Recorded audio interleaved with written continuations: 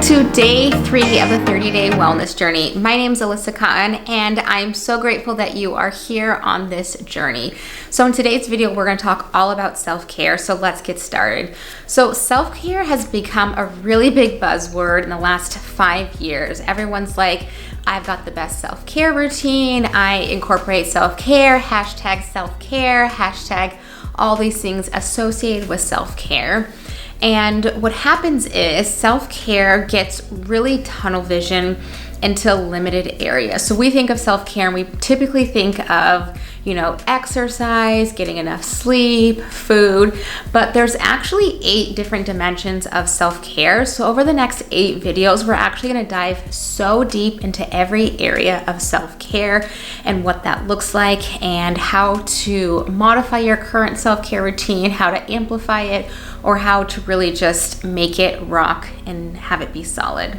So whenever we put attention to self-care, what that actually does is it really sets us back in a negative headspace, because what we're doing is we're coming from a space of lack, which means I don't have enough self-care, which means I'm going to be more stressed.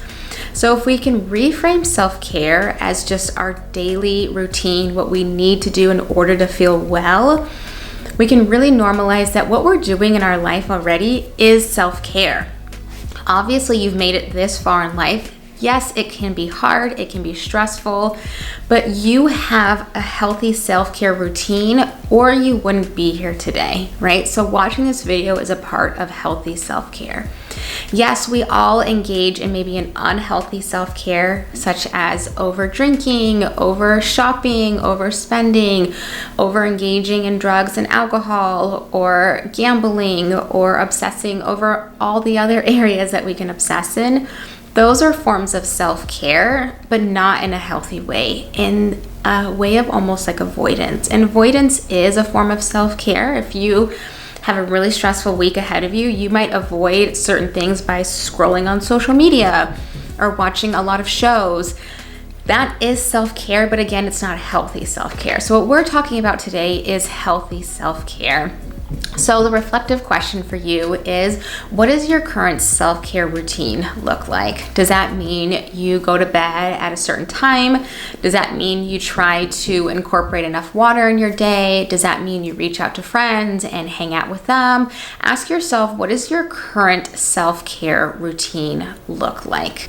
So self-care is something that makes you feel better, and anything in moderation can help us feel better. So when I'm talking about self-care that makes you feel better, I'm talking about things that don't have to cost a lot of money, right? You can go to a spa day and have it be a self-care day, but that's not really sustainable, because how often can you just go and have a spa day, and how often can you just go and afford to have an all-day spa day?